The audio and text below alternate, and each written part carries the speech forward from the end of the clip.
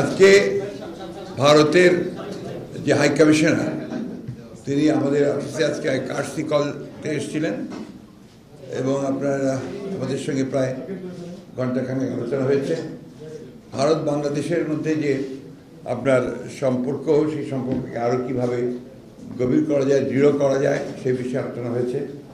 আমাদের যে সমস্যাগুলো রয়েছে ভারতের সঙ্গে বাংলাদেশের, আমরা সেই বিষয়গুলো তুলে ধরেছি। আমরা আমাদের পানি সমস্যার কথা বলেছি এবং সেগুলো দ্রুত সমাধান হওয়া দরকার, সেই কথাগুলো বলেছি।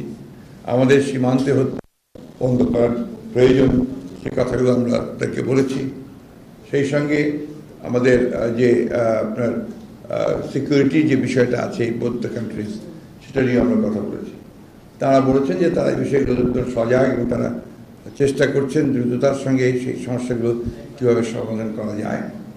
তাদের যেটা মূল বক্তব্য সেটা হচ্ছে যে বাংলাদেশের সঙ্গে তারা সম্পর্ক আরও দৃঢ় করতে চান।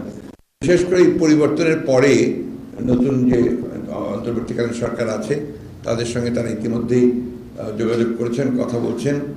আমাদের সঙ্গে BNP as a political party, আমাদের সঙ্গেও তারা তাদের দেশের রাজনৈতিক দলগুলোর যে সম্পর্ক সেটাকে দৃঢ় করতে চান, এই অবস্থা তারা তৈরি করছেন।